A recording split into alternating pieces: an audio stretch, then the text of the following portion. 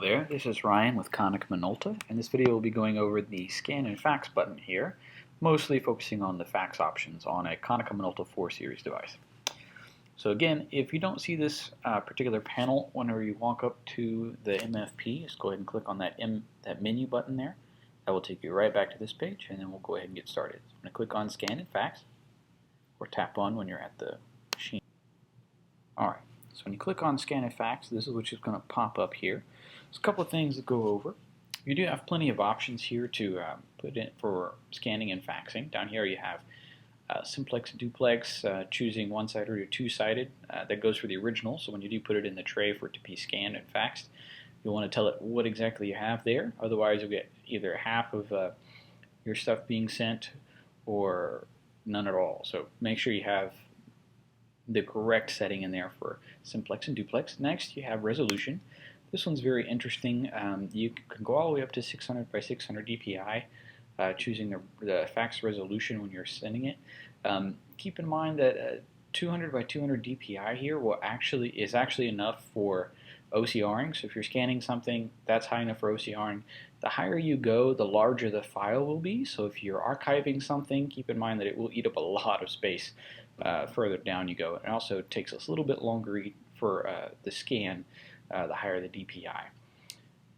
Okay, there.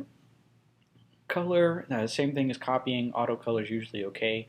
This doesn't count against you in terms of impressions because you're not printing anything, you're just scanning it or faxing it. File type, this is important. So it defaults to PDF, but you do have several options in here to change that type of file format once it's being scanned in and dropped on to whatever in an email or onto the desktop or however you're getting that scanned.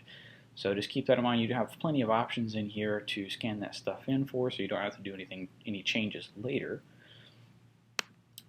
From there, scan size, leaving that on auto is usually a good idea, but you do have lots of customizable options there. And file name, this is important, especially when you're saving it onto a server or something. The file name, it does have a limit of 30 characters, so keep that in mind. You can also change the subject. This is for the scan to email option here.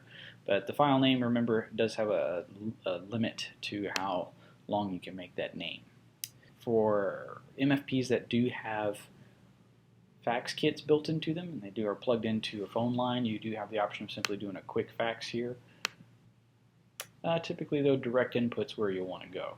Now, you can have already saved address books in here or favorites that you can go into and click on those before you get started with that scan. Direct input's also another option. So fax, of course, brings up a keypad to type in a phone number. Pretty straightforward here.